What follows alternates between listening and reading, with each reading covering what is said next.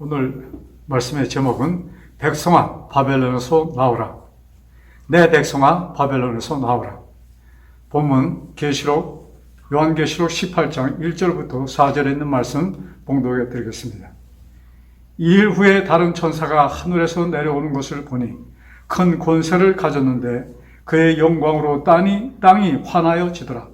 힘찬 음성으로 외쳐 가로되 무너졌도다 무너졌도다 큰 성 바벨론이여 귀신의 초소와 각종 더러운 영이 모이는 곳과 각종 더럽고 가증한 새들이 모이는 곳이 되었도다. 3절 그 음행의 진노의 포도주로 말미암아 만국이 무너졌으며 또 땅의 왕들이 그로 더불어 음행하였으며 땅의 상인들도 그 사치 세력으로 치부하였도다 하더라. 또 내가 들으니 하늘로부터 다른 음성이 나서 가로되 내 백성아 거기서 나와 그의 죄에 참여하지 말고 그가 받을 재앙들을 받지 말라. 요사이 거의 한 달 되겠습니다. 한 달 전부터 브라질의 이웃나라 파라과이에서 시작하여서 이것이 아르헨티나로 번졌고 그 다음에 그것이 그 브라질과 파라과이 국경의 브라질 남쪽 지역에 있는데 그곳으로 브라질로 넘어오는 그때에 마침 브라질에 추위가 왔습니다. 그래서 다시 들어오려다가 들어오지 않고 이동하여서 파라과이, 아르헨티나로 갔습니다. 그것이 무엇이냐? 우리 애굽 땅에 내렸던 참 그 유명한 메뚜기 재앙입니다. 메뚜기 떼들이 몰려오는데 그것이 한 지역에 가면 그 지역의 농산물을 파괴합니다.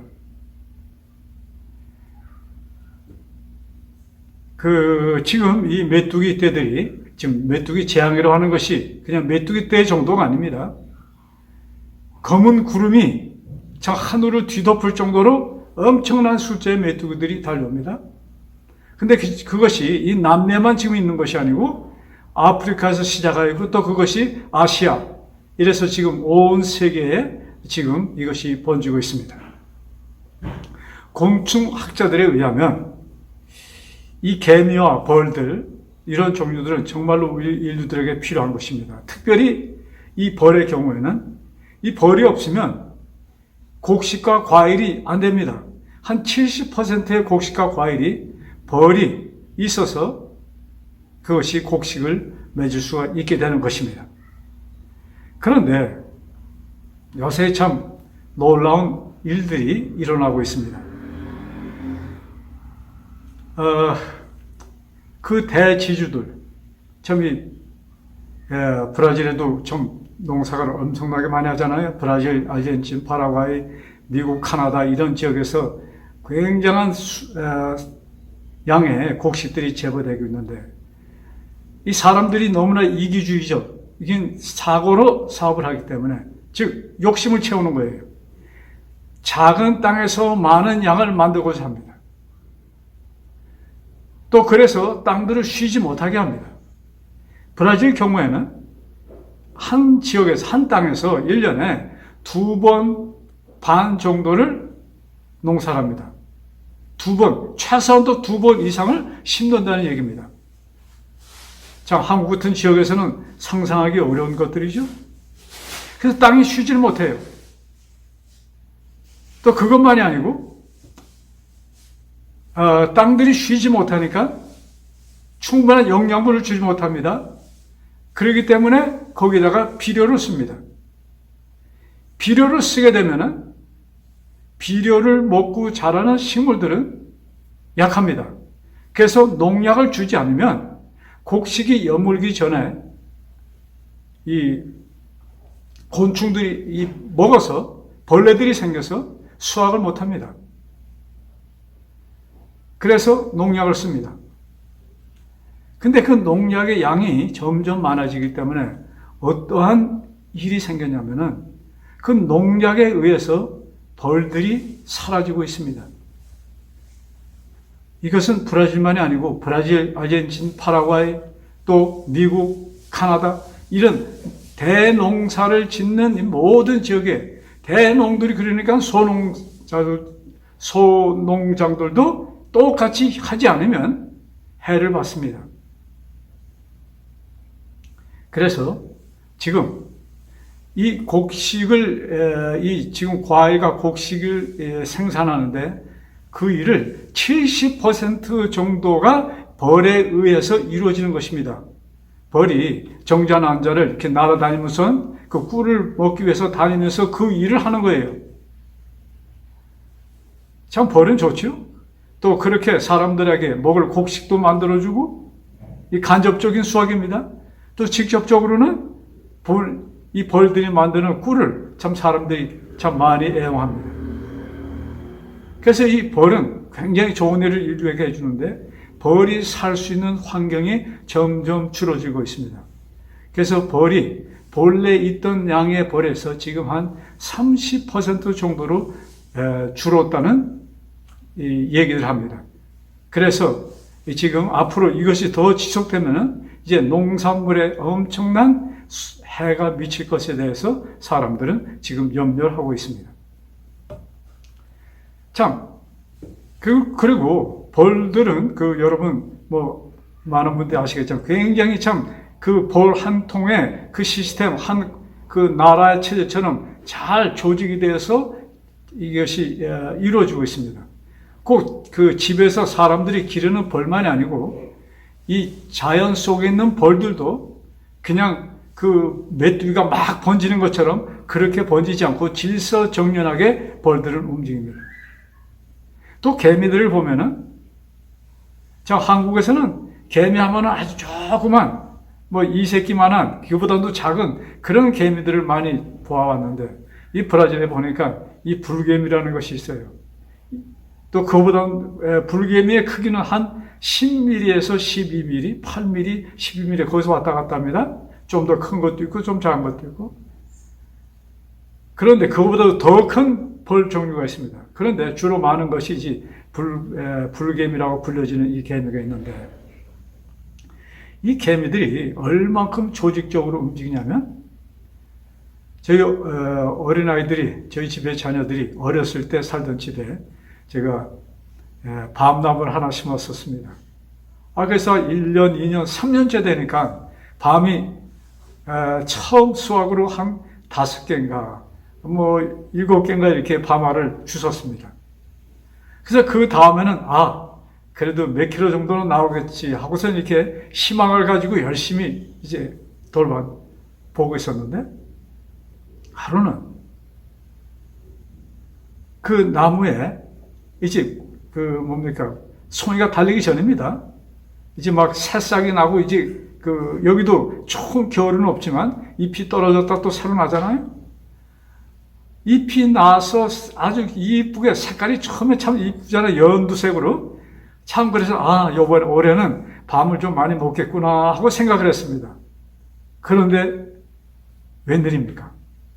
하루는 밤 잎사귀가 하나도 없이 다 떨어져 있었습니다. 너무나 놀라서 멀리서 보고서 같이 가보니까 밤나무의 그 잎사귀들이 거의 다 떨어진 상태예요. 근데 아직도 이 개미들은 작업을 하고 있었는데, 그 밤나무에 연신 올라가는 개미가 있는가 하면 또 내려오는 개미들이 있습니다. 근데 올라갈 때도 가져가는 것도 아니고 내려올 때도 가지고 내려오질 않습니다. 그래서 뭘 하나 보니까 이 개미들이 올라가서 큰 밤 잎사귀가 처음 햇삭이라 할까요? 그때는 한 5cm, 6cm, 7cm 정도 되잖아요? 좀 더 큰 거는 거진 10cm짜리도 있지만, 그런 것을 자릅니다. 그것을 가지고 내려올 수 없어요. 그러니까 위에서 딱 나무에 붙어서 자기 불뱀들은 그걸 뭐라고 할까요? 집게 같은 것이 있어요, 입에. 그걸로 딱딱 자르면 잎이 다 떨어집니다. 그런 일을 합니다. 그래서 제가 밑에 와서 보니까 그 큰 것을 한 군데 움직일 수 없으니까 떨어진 지역에서 그것을 가위질을 하는 개미들이 있습니다. 그 크기는 개미 한 마리가 운반하기 좋은 사이즈로 전부 다 그것을 해서 한 군데 일단 모아놓습니다. 그래서 이 개미의 조직을 제 나름대로 분석해 보니까 먼저는 정탐꾼이 있습니다. 그래서 어디에 먹을 것이 있는가, 뭐 죽은 벌레, 뭐 이런 나무, 새 순들, 뭐 이런 것을 이제 갖다가 그들은 그 밑에서 개미집 안에서 농사를 짓습니다. 그들이 먹는 것은 이 풀을 먹는 것이 아니고 이 모든 것은 그 버섯 농사를 짓는데 필요한 재료들입니다. 그래서 개미들은 버섯을 먹고 살합니다. 그리고 정탐하는 개미가 있어서 쫙 다니다가 무엇이 발견되면은 본분지로 가서 알립니다. 어디에 무엇이 있다. 그러면 그들이 한 목적을 세워서 이번에는 이 일이다 하면은 자기 개미 집에서 거기 한 나무면, 예를 들어 저희 집에 밥 나무면은 거기까지 가는 그 길을 마음대로 그냥 땅이 넓다고 여기저기 이렇게 다니는 것이 아니고 그들이 다니는 길을 만듭니다. 숲이 있고 잔디가 있어도 보면은 개미 집이 밑으로 아주 환하게, 거기는 풀도 없습니다. 다 치고 완전히 흙만 있게 만들어서 개미들이 글로 다닙니다. 그래야 이런 잎하고 이런 것을 쉽게 운반할 수 있기 때문에. 그래서 위에서 자르는 개미가 있는가 하면은 또 밑에서 그거를 가위질로 해서 조그맣게 자르는 개미들이 있습니다. 그것을 한 군데 모아놨다가 거기에서부터 이제 자기네 집으로 운반하는데 아주 질서 있게 한 줄로 쭉 그 개미가 갑니다. 또 갖다 놓고 또 오는 개미들이 한 줄을 서서 옵니다. 아주 질서정연하게 이 개미들이 이렇게 움직이는 것을 봅니다. 굉장히 조직적이에요. 그래서 아마 성경에 게으른 자들은 개미에게서 배우라 하는 이런 그 성경의 말씀도 있죠. 자, 그런데 이 메뚜기는 어떤 성질을 갖고 있는가? 무질서합니다. 이기주의예요.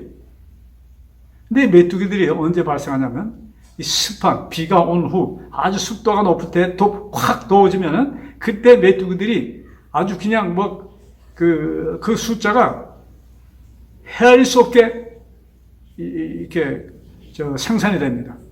그래서 메뚜기 대가 지나가면은 어떻게 계산하는지 모르겠어요. 요새는 컴퓨터도 뭐 이런 게 있으니까 쉽게 이렇게 계산할 모양인데, 그 메뚜기가 지나가는데 예를 들어서 한 1000m, 한 1km에 거기에 있는 메뚜기의 숫자를 이렇게 계산하니까 한 4천만 마리가 이렇게 됩니다. 그러니 그것이 몇 킬로 가면은 몇 억이 됩니다. 근데 4천만 마리가 먹는 곡식의 그 양은 얼마가 되는가? 한 사람이 335만 명이 하루에 먹을 양식을 이 메뚜기들이 하루에 먹습니다. 그러니 메뚜기가 한번 지나가면은 우리 한국말에 모든 것이 망하면 쑥밭이 된다고 하죠. 완전히 그 농산물들을 다 없어지는 것입니다. 자, 그런데 이 메뚜기들이 왜 그렇게 그냥 막 이동하면서 그렇게 할까? 그 곤충학자들의 연구에 의하면 메뚜기들이 두려움 때문에 이동을 합니다. 왜 그런가? 메뚜기들이 먹다가 먹을 것이 없으면 앞에 있는 놈을 잡아먹습니다. 그러니까 앞에 있는 놈들은 자기가 맥히지 않기 위해서는 계속 앞으로 전진해야 됩니다. 먹을 것이 떨어졌다 하면 또 다른 데로 가고 이동해서 그냥 여러 곳에 해를 주는 것입니다. 그러니까 메뚜기들은 굉장히 이기적인 곤충입니다. 자, 요사이 코로나 바이러스로 참 온 세상에 초비상이 걸렸는데 이 농산물을 참 많이 생산하는 이 남미 또 아프리카, 아프리카 대륙에 또 아시아에 이런 메뚜기 재앙이 내리고 있습니다. 요사이 브라질에 이 코로나 바이러스의 픽입니다. 하루에 전염되는 사람의 숫자가 한 4만 명, 3만 명, 4만 명, 4만 명 정도 넘을 때도 이렇습니다. 하루에 사망자가 1000명 이상이 됩니다. 평균 1000명 이상이에요. 그래서 이것이 끝이지 않으면 이러다가는 세상이 망하지 않나 하는 느낌조차 갖게 됩니다. 자, 그러면 이런 재난들에 대해서 성경에는 어떤 답이 있을까요? 자, 우리 역대하를 좀 봅시다. 역대하에 참 역대하에 놀라운 말씀이 기록되어 있습니다. 역대하 7장입니다. 1절 솔로몬이 기도를 마치며 불이 하늘에서부터 내려와서 그 본제물과 제물들을 사르고 여호와의 영광이 그 성전에 가득하니, 이 말씀은 솔로몬 성전이라고 알려진 예루살렘 성전을 이제 건축하고, 그 아버지 다윗 왕의 꿈이었죠. 그것을 솔로몬 왕이 실행합니다. 그것을 건축한 후에 헌당식이 되겠습니다. 헌당식에 그것을 번제물과 제물을 사르고 여호와의 영광이 그 성전, 솔로몬이 기도드렸을 때 하늘에서 불이 내려와서 그들이 드린 제물을 하나님께서 받아주십니다. 자, 11절 솔로몬이 여호와의 전과 왕궁 건축을 마치고 솔로몬의 심중에 여호와의 전과 자기의 궁궐에 그가 이루고자 한 것을 다 형통하게 이루니라. 이제 솔로몬 왕이 그 성전 모든 것을 계획대로 다 이뤘습니다. 자, 하나님도 기쁘셨습니다. 그래서 온 이스라엘이 기뻐했습니다. 그들의 제물을 받아주셨습니다. 그 밤에 하나님께서 당신의 아들 솔로몬을 찾아옵니다. 그러면서 당신의 아들에게 이와 같이 얘기합니다. 밤에 여호와께서 솔로몬에게 나타나사 그에게 이르시되, 내가 이미 내 기도를 듣고 이것을 택하여 내게 제사하는 성전을 삼았으니, 솔로몬아, 내가 지은 이 성전을 내게 제사하는 성전으로 삼았으니, 이렇게 말씀을 시작합니다. 그 다음 13절입니다. 참, 여기 이상한 말씀이 나옵니다. 혹 내가 하늘을 닫고 비를 내리지 아니하거나, 혹 메뚜기들에게 토산을 먹게 하거나, 혹 전염병이 내 백성 가운데서 유행하게 할 때에, 여기 혹 내가 하늘에서 비를 닫아 가뭄이 이 땅에 오거나, 혹 내가 메뚜기 재앙을 내리거나, 혹 내가 전염병을 내리면, 그러니까 전염병, 메뚜기 재앙, 또 가뭄, 대홍수, 이것이 누가 보내는 것이에요? 하나님께서 보내신 것이에요. 참 이해하기 힘듭니다. 그러면서 이렇게 말씀합니다. 14절에 내 이름으로 일컫는 내 백성이 그들의 악한 길에서 떠나 스스로 낮추고 기도하여, 내 백성이 기도하면 땅을 고치실 것이다. 즉 가뭄 있는 곳에 비를 내려주시고, 홍수난 곳에 비를 그쳐주시고, 전염병 있는 곳에 전염병을 막아주시고, 메뚜기 떼를 내가 애굽의 메뚜기들을 홍해 바다에 몰아 넣은 것처럼 내가 메뚜기 떼들을 없앨 것이고, 이런 말씀하는 거예요. 하나님께서 보내주시고 내가 기도하면 내가 치워줄 것이다. 그 다음에 15절에 이제 이곳에서 하는 기도에 내가 눈을 들고 귀를 기울이리니 내 성전에서 하는 기도를 내가 다 들어줄 것이다, 이 말씀이에요. 참, 요사이 우리 미스터 트럼프, 미국 트럼프 대통령이 이 코로나 바이러스는 중국에서 너희들이 문제야, 너희들이 이것을 세상에 퍼친 것이야, 이렇게 막 나옵니다. 근데 성경을 보니까 그렇지가 않네요. 하나님께서 보내셨어요. 우리 트럼프 대통령한테 좀 이 성경 말씀을 좀 기록해서 이메일을 좀 보내야 될 것 같습니다. 하나님께서 이 전염병을 보냈다, 이렇게 말씀하십니다. 자, 하나님께서 이 전염병을 보내시면서 그 백성들이 가뭄으로 굶어 죽도록,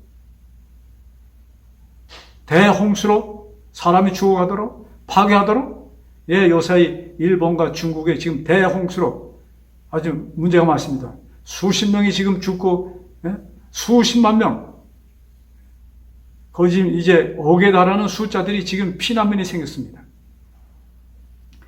하나님께서 이런 것을, 인간이 고생하는 것을 보시기 위해서 이런 것을 주셨는가? 그렇다면 성경에 14절이 기록되면 안 되죠. 계속 보니까 그렇지가 않아. 왜 이런 재난들이 지금 닥치고 있는가? 이번 코로나 바이러스로 가장 피해가 많은 국가들은 생각지도 않게 선진국들이었습니다.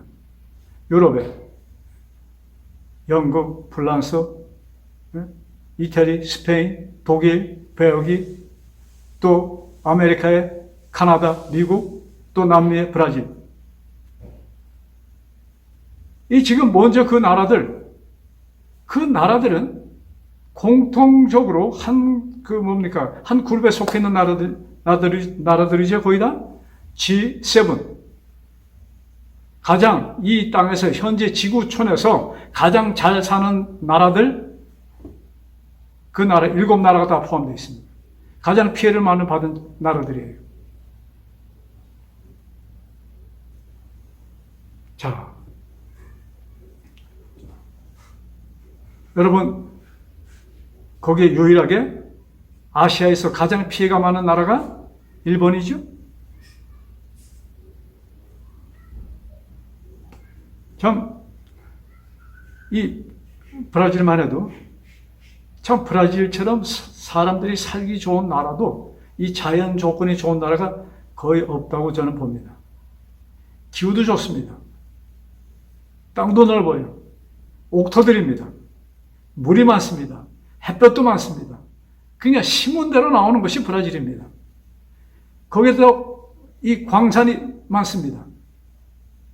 그래서 철광, 금광, 이런 좀 보석품, 이 귀한 돌들, 거기다가 지하에는 물이 많고 또 거기에 유전도 있습니다. 그러니 모든 잘 살기에 모든 것을 갖춘 나라가 이 브라질이에요. 근데 브라질이 그렇게 잘 사는 나라를 못 되죠? 자, 제가 그 얘기를 하고자 이 얘기를 하는 것은 아닙니다. 그러면 이 선진국들에게 왜 이런 일들이 생겼는가? 하나님께서는 그들이 깨닫기를 원하셨습니다. 깨닫고 일어나 악한 길에서 떠나기를 하나님께서는 바라신 것입니다. 자, 우리 14절 다시 좀 봅시다. 13절부터 다시 봅시다.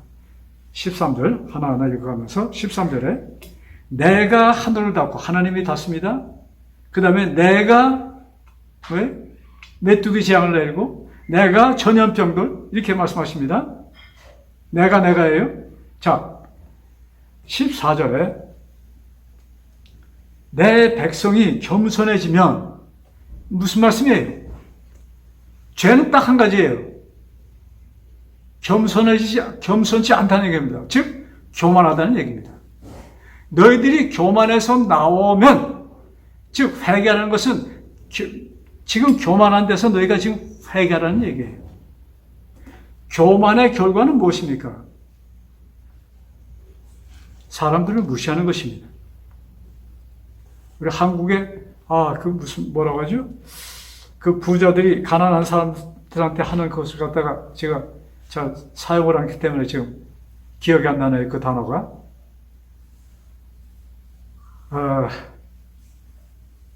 이 부자 나라들이, 선진국들이 자기네끼리 클럽을 만들어서 자기네에게 필요한 모든 것을 제정하고 다른 나라들을 지배합니다. 속국으로 만들어요. 침략 아닌 침략을 합니다. 여러분, 중미에 가면은 아주 작은 나라들이 굉장히 많습니다. 더운 나라들이에요. 바나나 생산, 이런 열대 음식들이 굉장히 많이 생산되는 나라들입니다. 근데 그 적은 나라들이 굉장히 가난해요. 근데 거기에 특별히 바나나 농사 특별히 많이 수출되는 그 물건들은 거의 다 미국인들이 그것을 손에 쥐고 좌우지합니다. 그래서 그런 혜택이 그 지방 사람들에게는 거의 안 갑니다. 그래서 그런 시장을 알고 이런 모든 것을 아는 사람들이 거기에서 나오는 혜택을 자기네가 가져갑니다. 세상이 이렇게 돌아갑니다. 자, 그래서 하나님께서 재앙을 내려서 벌을 주시고자 하는 것이 아니에요. 즉 그것을 내리신 것은 사람들이 깨닫고 회개하도록 주는 도구인 것입니다. 그러면 이 세상에 내려지는 축복이 조건적인가? 이렇게 볼 수 있죠? 그러나 그것은 아닙니다. 하나님께서 먼저 축복을 주셨습니다. 근데 그 축복이 그들이 하나님을 떠날 때 마귀가 그들을 주장하게 되고 그때 그들에게 하나님께서 견책의 메시지를 주시는 것입니다. 왜? 그냥 있으면 그들이 돌아오지 않으면 그들은 멸망합니다. 그래서 사랑의 하나님께서 어느 한 인류라도 한 사람이라도 멸망되는 것을 원치 않으시기 때문에 하나님께서는 이런 사랑의 메시지가 즉 사람들에게는 재앙이 될 수가 있는 것입니다. 재앙이라고 표현하는 것입니다. 그래서 그것은 절대로 재앙이 아니고 하나님의 사랑의 메시지인 것으로 우리가 받아들여야 될 것입니다. 자, 그래서 그러므로 인류는 우리 사람들은 하나님께로 돌아갈 때에만 살 수가 있는 것입니다. 다시 한번 말씀드리겠습니다. 하나님께로 우리가 돌아갈 때 우리들은 안전하게 이 땅에 있는 동안도 안전하게 살 수가 있는 것입니다. 또 하나님께 돌아가는 자들에게는 이 땅에서 사는 것만이 아니고 그들에게 영생도 하나님께서 주셨습니다. 이것이 하나님의 오리지널 뜻인 것입니다. 자, 우리 마태복음 6장 24절에 보면은 이 말씀은 예수님께서 예수님의 취임 담화문에 나오는 말씀입니다. 거기에 6장 24절입니다. 한 사람이 두 주인을 섬기지 못할 것이니 혹 이를 미워하고 저를 사랑하거나 혹 이를 중히 여기고 저를 경히 여김이라. 너희가 하나님과 재물을 겸하여 섬기지 못하느니라. 여기 하나님과 재물이라고 했는데 여기에 재물은 실제적으로는 사단을 얘기하는 것입니다. 그래서 두 주인을 섬기지 못한다. 그래서 하나님과 마귀는 절대로 섬길 수가 없잖아요. 같이 우리가 하나님을 섬기든 그렇지 않으면 하나님을 섬기지 않는 사람은 마귀를 섬기는 것이 되겠습니다. 자, 그래서 많은 교인들은 사람들이 교회를 다니면 하나님의 것은 11조 그냥 11조만 드리고 그의 것은 내 마음대로 쓸 수 있다. 이런 개념을 또 갖고 있어요. 또 이것 또한 저는 마귀가 준 메시지라고 저는 생각을 합니다. 여러분, 하나님의 뜻이 아니에요. 다시 말해 하나님의 계명이 아닙니다. 즉 하나님의 계명이 하나님의 뜻입니다. 이해되십니까? 하나님의 계명이 하나님의 뜻입니다. 하나님의 뜻이 하나님의 계명입니다. 자, 그래서 요한일서 3장에 보면은 이렇게 기록되어 있습니다. 요한일서 3장 봅시다. 요한일서 3장 23절. 그의 계명은 이것이니 곧 그 아들 예수 그리스도의 이름을 믿고 그가 우리에게 주신 계명대로 서로 사랑할 것이니라. 즉 예수님께서 오셔서 주신 것이 있어요. 그것은 뭐예요? 서로 사랑하라 이 말씀입니다. 근데 꼭 예수님 오셔서 주신 것만도 아니고 그 전에 이미 구약 시대에도 하나님께서 이 말씀을 주셨습니다. 근데 예수님께서 그것을 당신의 희생으로 그것을 사랑이라는 것이 이것이다 하고 보여주시면서 우리들에게 확증을 주신 것이 그래서 예수님은 여기 말씀에 그 아들 예수 그리스도의 이름을 믿고 그가 우리에게 주신 계명대로 서로 살아갈 것이니라. 서로 살아가라는 것은 뭐예요? 당신의 계명이다, 이 말씀입니다. 자, 우리 성경에 계명을 지키는 자가 남은 무리라는 이런 말씀 우리 요한계시록에 아주 강력히 보고 있는데, 이 하나님의 계명이 뭐예요? 서로 사랑하는 것입니다. 자, 그 다음 갈라디아 5장 14절에 보면은 같은 말씀이 기록되어 있습니다. 제가 킹 제임스 성경을 여기 써왔는데 한번 읽어드리겠습니다.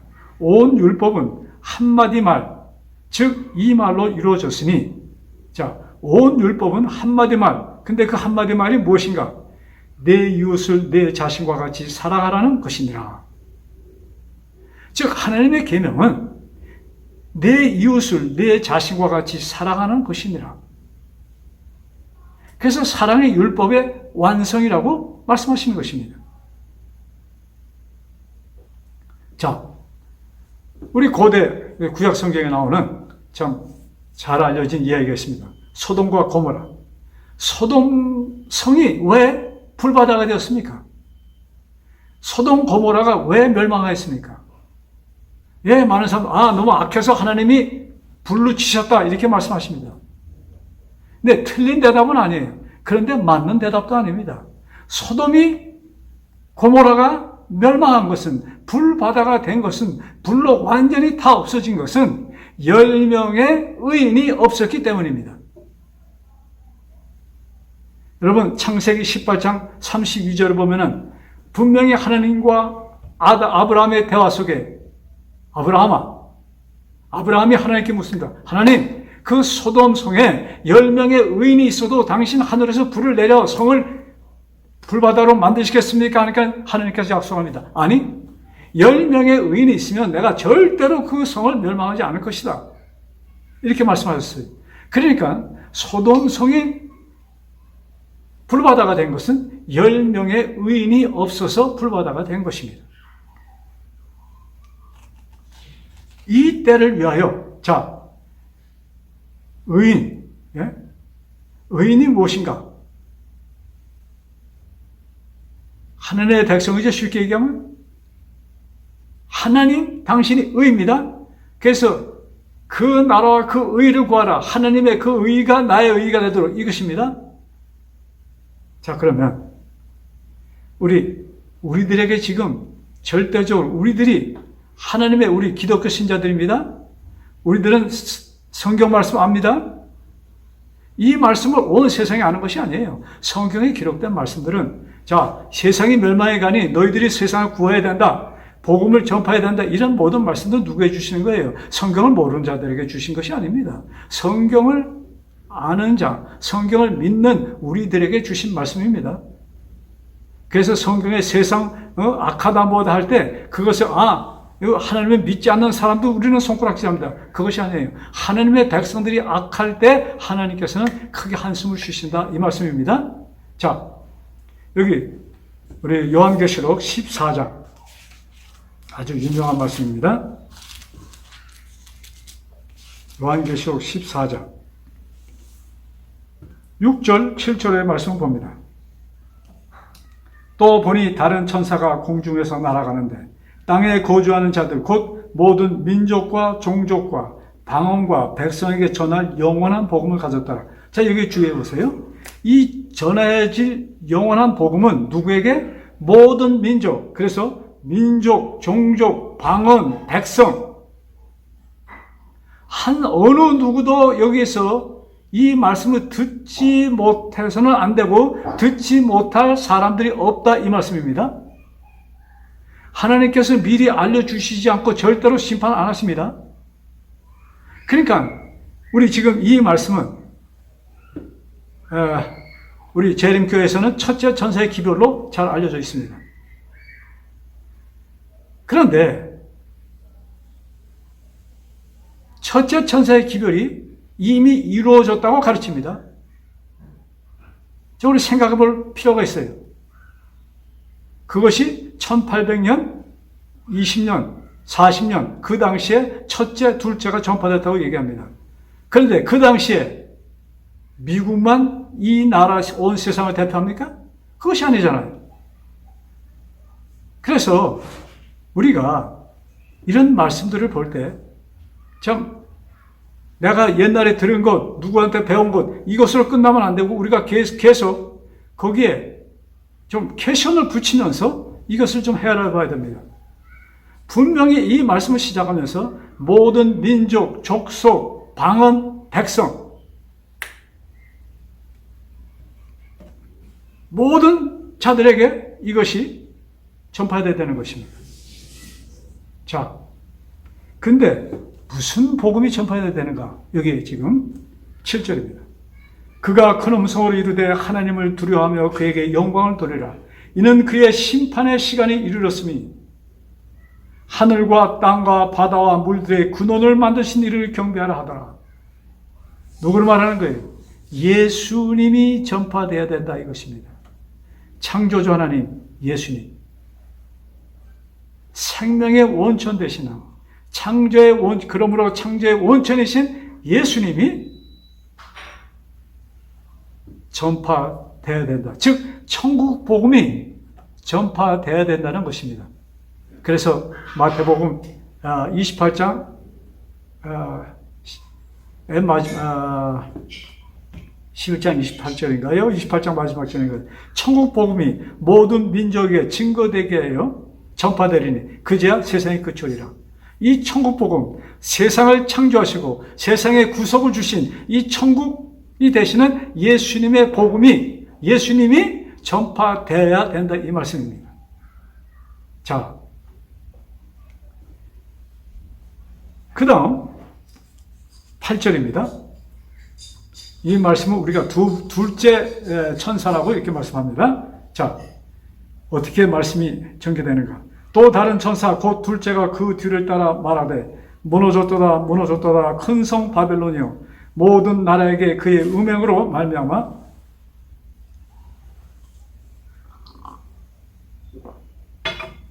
모든 음행으로 말미암아 진노의 포도주를 먹이던 자로다 하더라. 큰 성 바벨론이 무너졌도다. 그러므로 왜? 거기서 나오라는 말씀이죠. 큰 성, 너희들이 믿던, 참 너희들이 대단하다고 믿던 그 성이 무너지니 거기서 나오라. 이 말씀이에요. 이 말씀이 무엇입니까?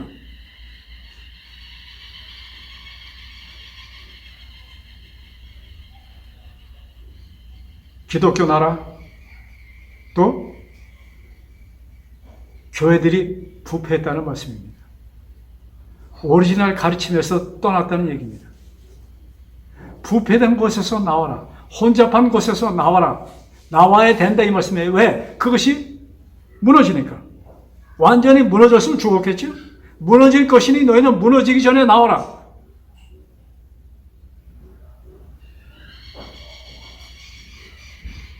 이 말씀이 무엇인가?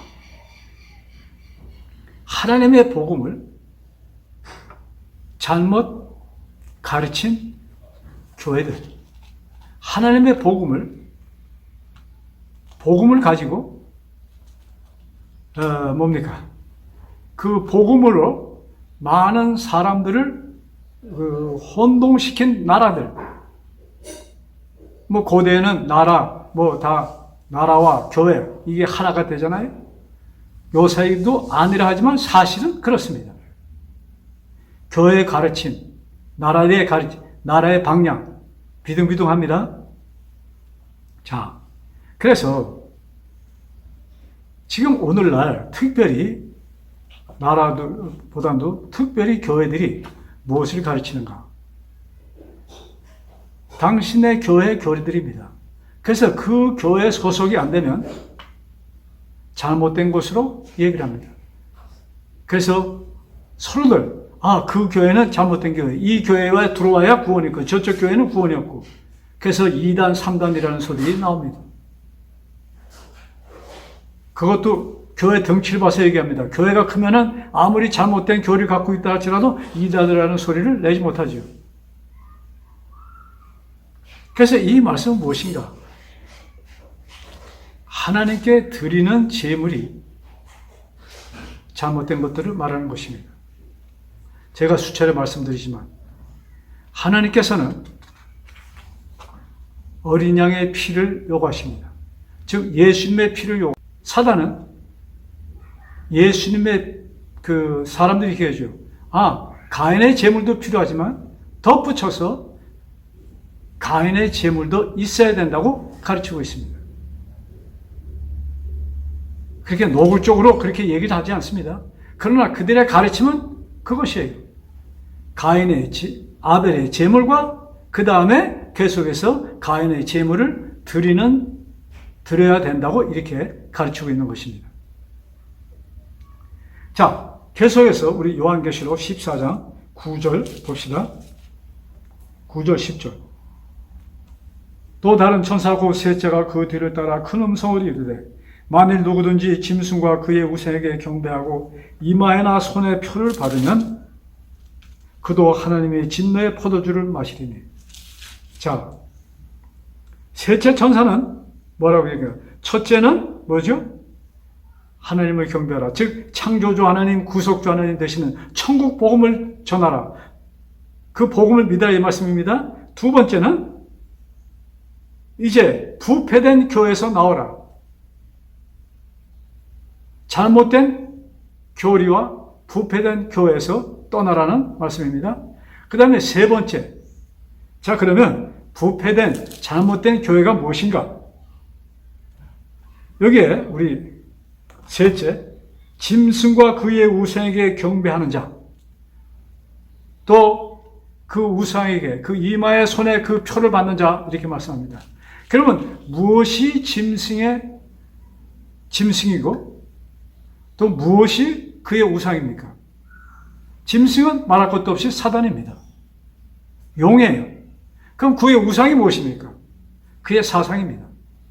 즉 사단의 사상은 무엇이에요? 사단이 어떤 사상을 교회에 집어넣습니까? 너희들의 행함에 의해서 구원이 결정된다는 것을 사단은 집어넣습니다. 그래서 아벨의 제사도 중요하지만 그와 병행해서 가인의 제물도 항상 드려야 된다고 이 오늘날 거의 모든 교회가 동일시에 가르치고 있습니다. 복음으로 시작된 많은 기독교회가 유감스럽게도 같은 방향으로 흐르고 있습니다. 그래서 우리 로마에서 10장 3절에는 분명히 말씀하죠. 자기들의 의를 세우려고 그들이 하나님의 의를 모르고 자기들의 의를 세우려고 그들 스스로 하나님의 의를 복종치 아니하느니라. 하나님을 믿는 사람들이 하나님의 진정한 의를 깨닫지 못하고 자기들의 의를 내세움으로 하나님의 의를 스스로 하나님의 의에 스스로 복종치 않는다고 사도 바울은 로마서에 기록하였습니다. 지금 우리는 순수하게 하나님의 복음으로 가야 됩니다. 그 길만이 온 인류가 사는 길입니다. 자, 사도 요한은 계속해서 아주 강력한 메시지를 뽑아냅니다. 그것이 요한계시록 18장 1절부터 4절에 있는 말씀입니다. 이일 후에 다른 천사가 하늘에서 내려오는 것을 보니 큰 권세를 가졌는데 그의 영광으로 땅이 환하여지더라. 성령 하나님을 통해서 이 땅에 메시지가 전해지는 것을 뜻하는 것입니다. 얼마큼 참 강한 메시지인지 이 세상이 그 영광으로 그 메시지, 그 기별의 그 희소식의 빛으로 땅이 환하여진다고 했습니다. 근데 그것이 무엇인가? 힘찬 음성으로 외쳐가라되 무너졌도다 무너졌도다 큰 성 바벨론이여 귀신이 처소와 각종 더러운 영이 모이는 곳과 각종 더럽고 가증한 새들이 모이는 것이 되었도다. 정말로 복음이 있어야 할 그곳에 각종 더러운 것이 다 있다 이것입니다. 자, 그 다음 3절. 그 음행의 진노의 포도주로 말미암아 만국이 무너졌으며 또 땅의 왕들이 그와 더불어 음행하였으며 땅의 상인들도 그 사치의 세력으로 치부하였도다. 이 세상의 모든 권력, 이 세상의 모든 부가 다 하나가 되었다 이것입니다. 부패한 것으로 하나가 되었다는 얘기입니다. 그러므로 4절에 또 내가 들으니 하늘로부터 다른 음성이 나서 가로되 내 백성아 거기서 나와 그의 죄에 참여하지 말라. 하나님께서 마지막 호소하십니다. 내 백성아 거기에서 나오라. 내 백성아 거기서 나오라. 그 부패된 곳에서 나오라 이 말씀입니다.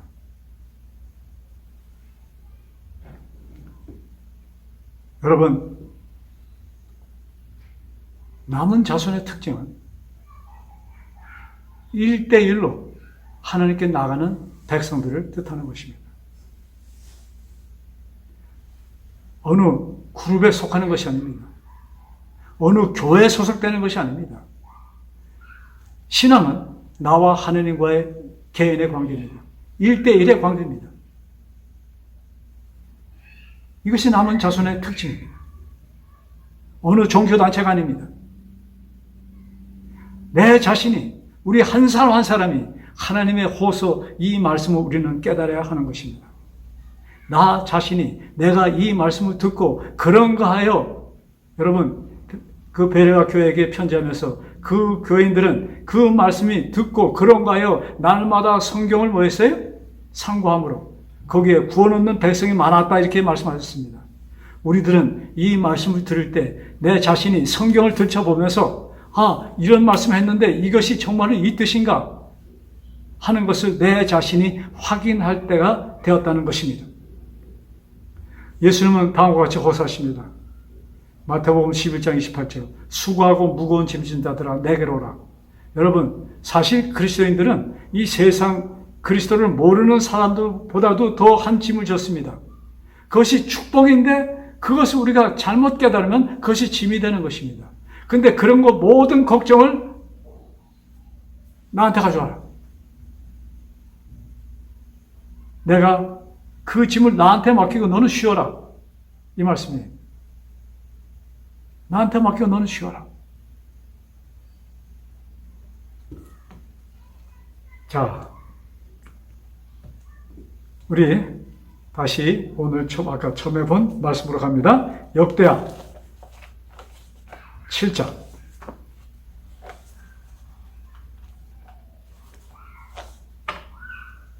자, 잘 들어보세요. 역대하 7장의 15절. 자, 우리 아까 14절에는 너희들 겸손하게 뭐예요? 깨닫고 겸손하게 지어라. 그래서 뭡니까? 교만해서 겸손은 뭐예요? 회개입니다. 돌아서는 겁니다. 그러면서 15절에 그 다음에 기도하라고 했잖아요. 그 기도를 듣고 내가 땅을 치료해 주겠다. 다 망가진 것을 지금 문제 전염병도 없애주고 메뚜기 떼도 없애고 가뭄도 없애고 홍수도 없애고 다 모든 것을 정리해 주겠다 이렇게 약속하셨습니다. 근데 그 기도를 어디서 드리는가? 15절 이제 이곳에서 하는 기도에 내가 눈을 들고 귀를 기울이라. 이곳이 어디입니까? 예루살렘 성전입니다. 근데 여러분 예루살렘 성전은 없어요. 우리가 기도할 장소가 없어졌습니다. 어디서 기도해야 됩니까? 예루살렘 성전에서 기도해야 되는데 성경은 거기에 대해서도 우리에게 이미 기록해 주셨습니다. 고린도전서 6장 19절. 참 성경은 참 우리가 배우면 배울수록 너무나도 그 재밌다고 표현할까요? 너무나도 참 우리들에게 기쁨을 주는 참 책입니다. 자, 6장 고린도전서 6장 19절입니다. 너희 몸은 너희가 하나님께로부터 받은 바 너희 가운데 계신 성령의 전인 줄을 알지 못하냐. 하나님께서는 우리의 몸을 성령의 정, 즉 하나님이 계신 곳이라고, 즉 하나님이 계신 성전 아니에요?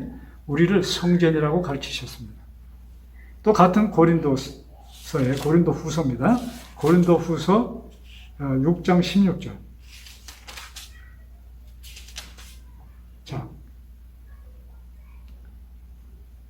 하나님의 성전과 우상이 어찌 일치가 되리요? 우리는 살아계신 하나님의 성전이라. 우리는 살아계신 하나님의 성전이라. 사도 바울이 고린도 교회에 편지를 하면서 너희들은 나는 살아계신 하나님의 교회다. 이렇게 딱 못을 박습니다. 자, 그러시면서 하나님께서 이렇게 말씀하셨습니다. 내가 그들 가운데 거냐면 왜? 하나님께서 너희 가운데 거하며 두루 행하여 나는 너희들의 하나님이 되고 너희는 나의 백성이 되리라. 우리 한 사람 한 사람은 하나님의 성전, 더 나아가서는 하나님의 아들이다, 하나님의 딸이다, 이렇게 인정을 받은 자들입니다. 그들 가운데 내가 하고, 여러분, 내가 어디에 있든지 하나님은 나와 같이 계신다는 약속을 주셨습니다. 자, 내가 너희들과 같이 있겠다.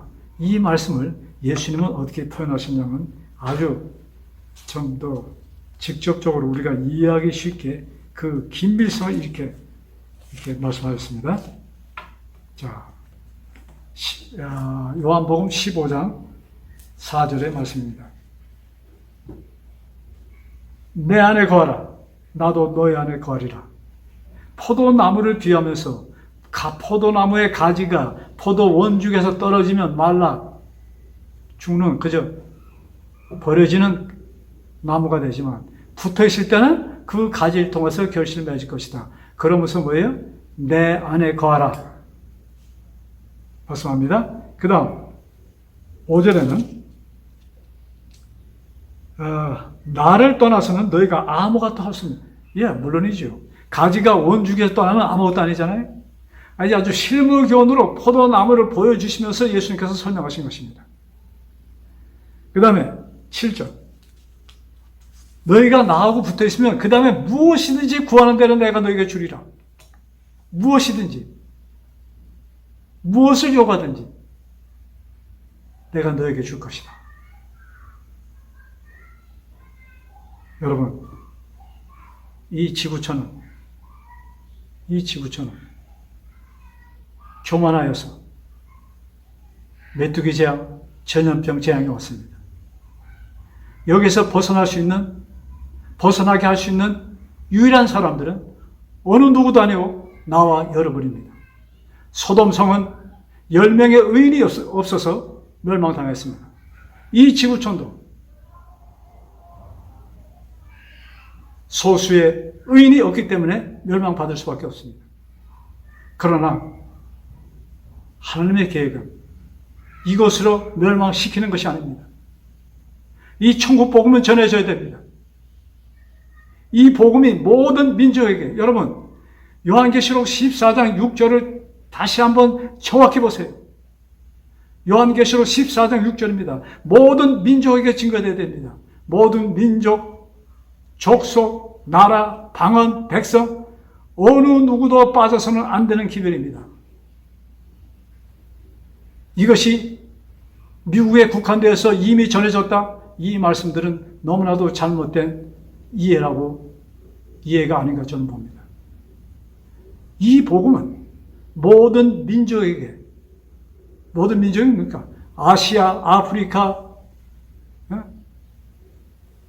아메리카, 모든 북미, 남미, 중미, 온 세상, 온 인류에게 이 복음은 전파되어야 된다. 이 말씀입니다. 하나님께서는 모든 지역에 당신의 백성들을 주셨습니다.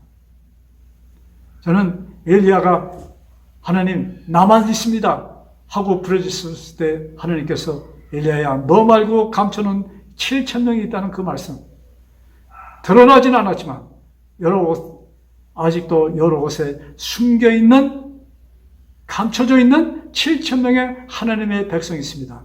그들의 기도로 이 복음은 전달될 것이며 그들의 기도로 이 모든 전염병에서 우리는 해방을 얻을 수 있을 것이며 그들의 기도로 이 세상에 복음이 전파될 것입니다. 그래서 우리의 기도가 세상을 바꾸는 놀라운 역사를 이루는 여러분과 저의 기도로 그것을 이루는 그 특권을 뺏기지 마시고 그 특권을 살려서 하나님께 부르짖는 우리 모두 되기를 간절히 바라면서 말씀을 마칩니다. 기도드리겠습니다. 하늘에 계신 저희들의 아버지, 세상이 두렵고 떠는 가운데 있지만 저희들에게 이 복음을 주셨사오니 감사합니다. 저희들이 나태하여 아버지를 만난 저희들이 게을러서 이 재난이 오고 있음을 다시 한번 배웠습니다. 아버지를 미리 만난 저희들 눈물로 회개하며 깨어서 우리의 마음을 돌려 금하였던 마음이 겸손해지는, 그리하여 아버지의 뜻인, 아버지의 계명인 그 뜻을, 즉 이웃에게 우리의 사랑을 나누는 일을 통하여 이 세상에 평화를 남겨주는, 평화를 나눠주는 우리들의 삶이 되게 주여 도와주옵소서. 아버지, 지금도 고통받고 있는 백성들이 많습니다. 아버지, 그들을 기억하시고 그들을 도와주시고 우리들의 마음도 움직여 주셔서 나누며 사는 우리들이 되게 주여 도와주옵소서. 이 모든 말씀, 우리를 사망에서 생명으로 구하여 주신, 우리를 사망에서 생명으로 옮겨주신 주 예수 그리스도 받들어 간절히 기도드렸사옵나이다. 아멘.